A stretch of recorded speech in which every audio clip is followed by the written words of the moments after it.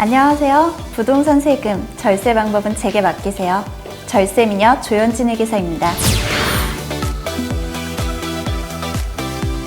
안녕하세요. 절세도 투자가 된다. 절세 재테크 전문가 이용선 회계사입니다. 안녕하세요. 세금 어려워하지 마세요. 제가 알려드릴게요. 아는 만큼 줄인다. 세금 박사 고현식 세무사입니다.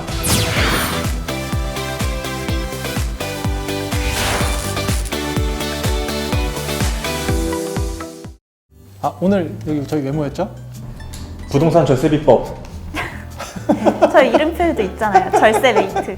준비하면서 느꼈던 게 우리가 이 일을 하고 있는 우리도 사실은 이 사연을 가지고 이렇게 막 많은 고민을 해야 되고 이런 경우 저런 경우 대비를 해야 되는데 일반인 분들은 얼마나 어려울까 약간 이런 생각을 많이 했어요. 그렇죠. 저희는 계속 공부해 왔는데도 이게 항상 어려운데 똑같은 상황만 있는 것도 아니고 여러 가지 상황이 있잖아요. 똑같은 세금이 아니니까 아무래도. 그럼 그걸 알려드리려고 저희가 모였네요.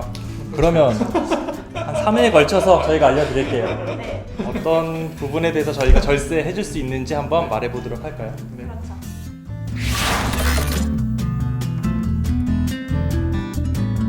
이게 사실은 공동명의가 예전에는 별로 그렇게 많이 이렇게 이슈가 안 됐는데 요새는 사실 재산도 이제 부동산도 워낙 비싸고 그래서 정부에서도 약간 세금도 많이 때리고 하다 보니까 이제 사람들이 고민을 하기 시작한 것 같아요. 이제 부동산을 사면 약간 세금 문제 대비를 해야 된다. 그래서 그런 상품들 이제 많이 봤죠. 저는 솔직히 사연 보면서 사랑에 감탄했어요. 외벌인데 공동명의를 신청하면 좋을지 신축 분양 아파트. 사랑이죠 이거.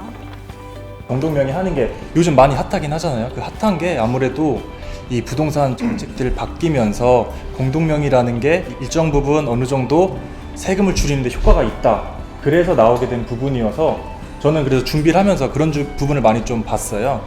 이 공동명의 때문에 어떤 세금들이 영향이 있고 어떤 세금의 효과를 얻을 수 있는지.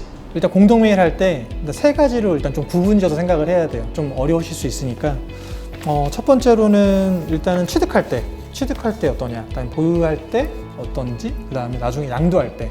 그래서 사실은 이거를 사건이 벌어지고 나서 하면 안 되고 취득부터 양도까지 뭐 짧다면 몇 년, 길다면 사실 10년 이상도 보유하는 경우가 많잖아요. 그래서 그것까지 생각을 해서 장기 플랜을 미리 세우는 게 사실 맞다고 봐요.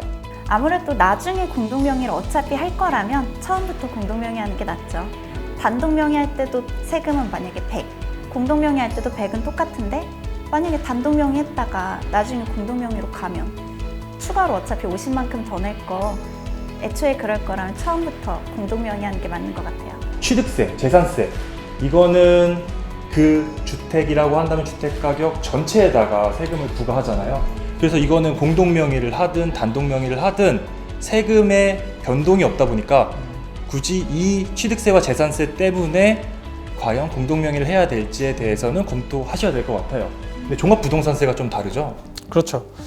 이게 좀 헷갈릴 수 있으니까 좀 정리를 하실 필요가 있어요. 방금 물어봤던 종부세는 이게 단독 명의를 했을 때는 9억 이상이 과세인데 만약에 10억짜리 부동산이라고 하면은 단독 명의 했을 때는 9억을 초과하니까 1억에 대해서 세금을 내죠.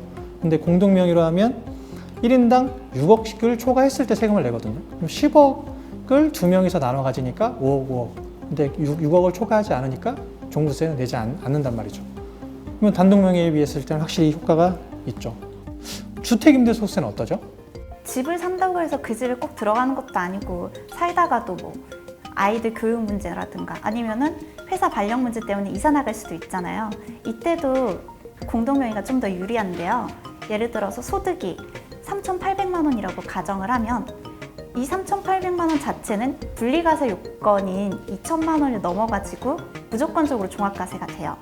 예를 들어서 제 세율이 35%면 35%만큼의 세율을 적용받는다고 할 수 있는데 이제 이거를 50%씩 나누면 1,900만 원이 되잖아요.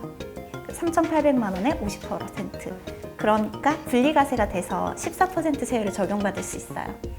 뭐 이런 것도 나름의 장점이라고 생각해요. 양도 단계는 효과가 있나요? 양도 단계는 효과 있죠.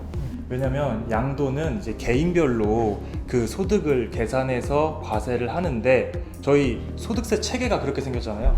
그 과세표준 구하고 거기에다 세율을 적용하는데 그 과세표준 금액의 구간별로 누진된 세율을 적용하잖아요. 그러니까 금액이 더 커지면 세율도 더 커져서 비싼 세금 낸다. 근데 아무래도 둘이 공동명의로 나눠 가지면 똑같이 10억에 팔아도 5억씩 과세표준 자체가 낮아지니까 세율 구간도 낮아져서 그만큼 효과는 있죠. 그러니까 우리가 번 돈이 우리 12억에 팔았다고 하면 팔았고 우리가 산 게 만약 5억에 샀다. 그러면 그 비용으로 인정을 해주는 거거든요. 그러면 이제 7억을 번 건데 7억에 대해서 혼자 세금을 맞으면 저희가 뭐 누진세는 많이 아실 거예요. 내가 많이 벌수록 더 높은 세율에 더 세금을 부과하는 거죠. 그러니까 혼자 맞으면은 7억 원에 대해서 세금을 맞으니까 세금이 어마어마한 거예요. 근데 공동명의라면 그걸 반반씩 나눠서 이 세율 자체가 낮아지니까 세금이 낮아지는 거죠. 그러니까 그건 무조건 공동명의가 유리할 수밖에 없어요. 이건 상당히 금액 차이가 많이 나서 양도 단계에서 세금 효과가 사실은 상당히 크다고 볼 수 있어요. 조심할 것도 있지 않나요? 저는 떠오르는 게 증여세. 이게 간과할 수가 있는 게 부부간에도 증여라는 개념이 있잖아요. 증여를 하게 되면 세금을 낸다, 증여세. 근데 부부간에는 6억까지 공제가 되기는 해도 이게 맞벌이인 경우에는 괜찮을 거예요. 왜냐하면 맞벌이면은 두 분 다 자금 출자가 되다 보니까 뭐 공동명의 한다 했을 때 집에 일정 지분을 넘겨준다고 해도 증여세 과세될 가능성이 좀 적은데 외벌이이면 이분이 넘겨준다고 했을 때 아내분이 그 아파트 지분을 어떻게 취득했을까? 남편한테 증여받은 거구나 해서 증여세 부과하게 될 가능성이 크잖아요. 그리고 건강보험료도 좀 조심해야 되지 않나요? 건강보험료도 그쵸. 그 전에는 소득이 없다가 이제는 소득이 잡히니까 거기에 대한 해당하는 건강보험료는 내겠죠. 그러면 저희가 가지고서 말했던 세금이 취득세, 재산세, 종합부동산세, 양도소득세, 주택임대소득세인데 취득세, 재산세 효과 없다. 양도소득세, 종합부동산세, 그리고 임대소득에 대한 소득세 효과 있다. 그리고 증여세, 건강보험료 조심해야 한다. 라고 하면 되겠네요. 그렇죠. 맞습니다. 종합부동산세, 양도소득세 고려하면 공동명의가 유리하다. 저도 비슷한 말인데요. 이제 10년 동안 부동산은 가파르게 지금 상승하고 있는데 지금 공동명의로 한다면 증여세 부담은 있지만 2년 전에만 해도 증여세 부담이 없는 물건들이 되게 많거든요. 그래서 미리 할 거면 미리 공동명의를 하라는 걸 추천드리고 싶어요. 무엇보다 내가 자산을 처음 취득할 때부터 준비를 하시는 게 중요하거든요. 내가 이제 돈이 여윳돈이 좀 생겨서 뭐 부동산 투자를 할 거다라고 하면 꼭 상담을 받으셔서 내가 어떤 플랜들을 가져갈 수 있는지 미리 꼭 한번 들어보시는 게 되게 중요합니다. 형 공동명의예요? 나는 근데 처음부터 공동명의 안 할게. 왜냐면 나는 이제 사실은 그래도 약간 테스터 기간? 아니 전 처음부터 할 거예요. 사랑합니다.